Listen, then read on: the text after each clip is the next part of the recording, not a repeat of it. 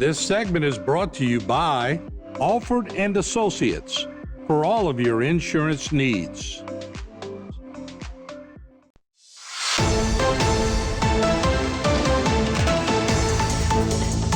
Hey everybody, welcome back to Bayou Time. Harry McCullough here. As we head into the Memorial Day weekend, it's a great time to reflect about some of the people we are honoring that weekend. And three of them are here. Danny Pico is the president of the Terrebonne Patriots. It's Darren Santini, who's the peer leader for the Wounded Warrior Project, and Kennery Foster, also a peer leader for the Wounded Warrior Project. So guys, thanks so much for being with us. And we talk about Memorial Day and Veterans Day and all of those days, but let's talk about this weekend. And you guys got something special coming up in the first week of June where you have a fishing project. But Danny, if you don't mind, take us through a little bit about what the Terrebonne Patriots is and a little bit about this time for them. them. In 2008, a bunch of business people got together in Terrebonne Parish, and they wanted to have a military parade and a holiday, okay, a fair and everything. So I got a call from Dr. Delahousie, Dr. D, and he asked me if I would come organize the parade since I was in Hercules. So I got with them the first day they started. That's 18 years ago. We started with a military parade.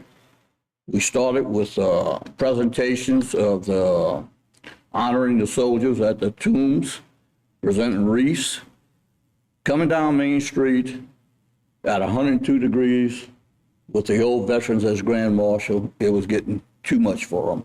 So we decided to stop it, and that was during the COVID days. COVID stopped us. So for 15 years, we decided to join forces with the WWP, that's Wounded Warrior Project, and bond ourselves together, and we wanted to bring them down here. So we started off with 7 families, bringing the 7 families and with all the kids and everything else. After we did that the first year, we realized the soldiers didn't want to bring the kids. They wanted to be on their own to come down fishing. So the next year we started just bringing the soldiers. Started with about 26 the next year, and we're up now to 60 to 80 right now, bringing them into Houma. They'll be coming into Houma on the 6th, 7th, and 8th, if I'm right by saying that, fella. And we have all the rooms ready for them. We have banquets ready for them. We have fishing experiences. But just to tell you a little bit about it, in June, we're going to take them fishing. And on the 7th, the 7th is a Saturday? Yes. 7th is a Saturday. We'll leave the hotel with buses. I have air-conditioned buses for them. We'll pick them up, bring them to the docks. We'll load them on the boat. We'll say a morning prayer and a national anthem and everything while they're on the water, circled around the bay. From that point there, they go out fishing. At about 12 o'clock, they have to be back in. 12 o'clock, we start weighing some of the fish they have. We put them up on boards and everything, just like at a regular function that people have, like a rodeo. And from that point, we feed them. Or the people from Pontiac actually feed them. They have everything for them, ready for them. They have a gentleman named Timmy Fongi, who owns the grounds down there, that gives us permission for the last 15 years to use all the premises that he has down there. From that point, we have 36 boats with local people taking these veterans fishing. They own time, they own gas, they own bait, they own everything. We furnish half of it for them, okay? From that point, Mr. Carl Adams, if y'all know Mr. Carl, Mr. Carl jumped into it and saw I was having so much problem organizing things, coming all the way from home in the buses and trying to get them on a boat. He volunteered 3 years ago to take the boat part over, which God bless him. It's a blessing. Anyway, from that point there, I want to thank, we have so many people who help us out with this. We have so many businesses, so many people, the captains. Fellas, if y'all hear me now, God bless y'all, because without y'all, we couldn't have anything with this deal. And from that point, we give everybody a door prize. Everybody that's in that fishing boat, captains, deckhands, whatever, are getting something to bring home. From that point, we're going to leave from there, and we're going to come back to Houma that Saturday, and they're going to rest for about an hour.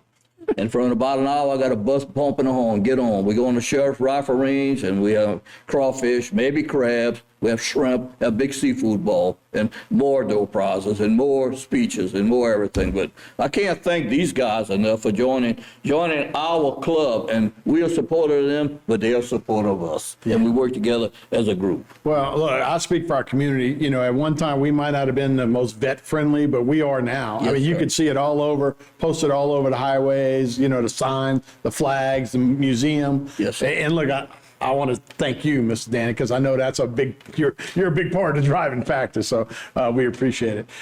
Men, we do have 2 segments, by the way, so we got about a minute left. And Darren, I'll go to you first. You grew up in Grand Isle. You've been fishing all your life, but what's this kind of mean to you to have this kind of fishing thing? The hospitality, just the care that's put into it from Terrebonne Patriots and the community in Houma is above all else, and the way that people treat us as warriors is phenomenal.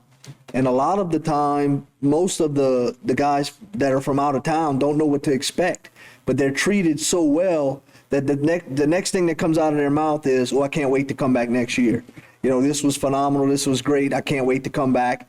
And it's just an experience above all else. And you know, we can't thank the community, the Terrebonne Parish, Terrebonne Patriots for sure, but Point of Sham Marina, all that, the whole group of people to do what they do is phenomenal, and we just can't thank them enough, and it just means the world to us. Yeah, look, it's an awesome program. We're going to take a break. When we come back, we'll talk a little more about the fishing, how you can get involved if you want to. So we'll take a break. We'll be right back with more Bayou Time right after this.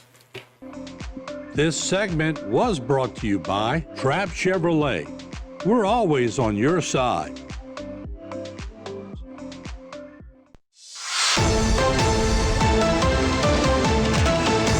Hey everybody, welcome back to Bayou Time. Harry McCullough here. We're talking about the Wounded Warrior Fishing Experience. It's coming June 6th, 7th, and 8th. They're going to be down at Ponasham PHC docks down there.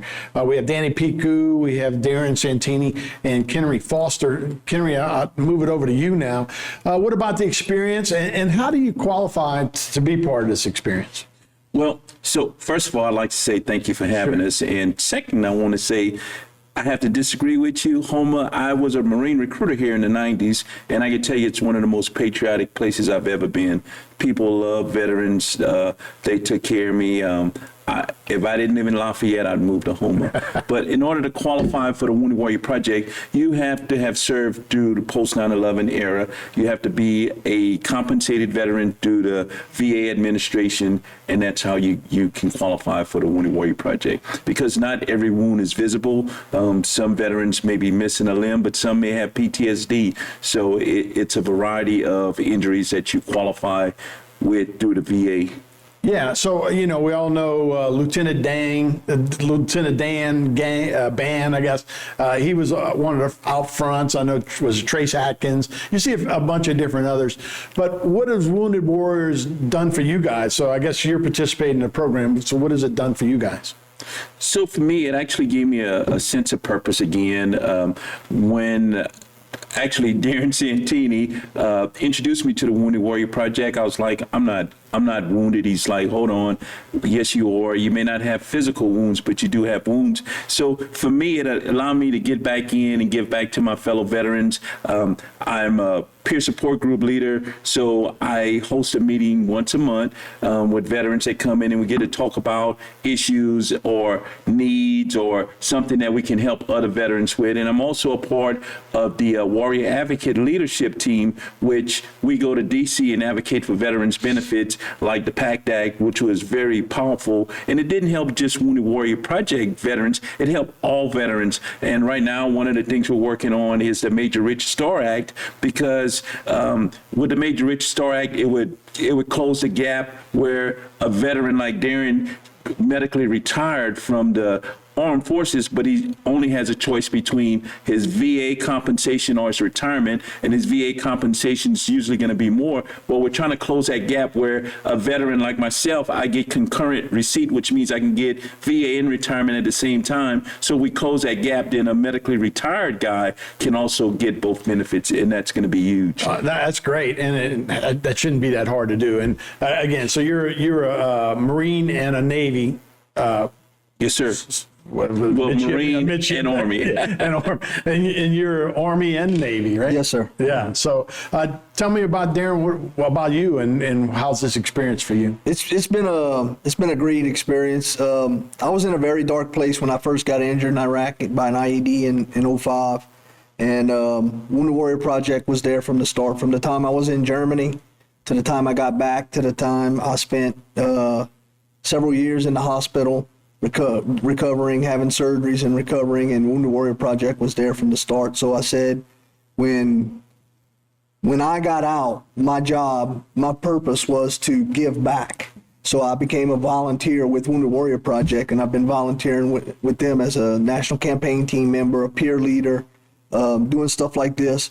And it allows me the opportunity to heal within, but it also gives me the opportunity to help others, and we call it living the logo of Wounded Warrior Project.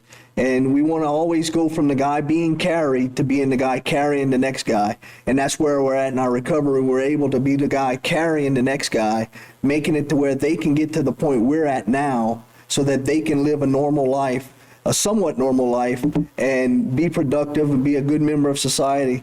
And the most important thing is that to let other veterans know that there's always somebody there for you. You're never alone. You don't have to go at it alone, because the biggest struggle is when you have to do things alone. There's always somebody that can relate to your story, and you want to be able to. You may not have all the answers, but at least you can help them find the answers as a team instead of fighting it on their own. Living the logo, that's awesome. And I know mental harm, self-harm is a big issue that a lot of veterans go through. Do you still battle with that? Or where is this like, going through a drug rehab? Do you still have to do it every day? It's a lot of people do struggle with it. Fortunately for me, I have a good support system. Kenry and I have been friends for a very long time. We talk a lot. He knows that I can call him at any time and he'll answer, and I know he knows he can call me at any time and I'll answer, and I can call him and he'll answer. And we always have that support system. We have another group of guys that we always hang out together, and it's more important that we show other warriors that there's always somebody there. It might not be the answer you want to hear, but we'll help you find the answer. Kenry, I saw you shaking your head. You felt that too, right? Oh, definitely. We, like Darren says, having a good support system is imperative. One last thing I'll say is, people always thinking as fire service, but guys like you at HTV and Mr. Danny and the Patriot Houma, they actually go a step further, and actually you're giving us a chance to put our story out there. Mr. Danny's giving 60 veterans an opportunity to be with their brothers and sisters and get out the house and be able to relate with people that they know. Yeah, it's awesome. So, guys, enjoy yourselves. Appreciate it. Again, thanks for your service, all you guys. Thank you. Sure appreciate you guys joining us, and thanks so much. Y'all have a great time. Thanks for having us. All right, we'll be right back with more Bite Time right after this. This segment was brought to you by St. Martin and Bourke. Know your rights.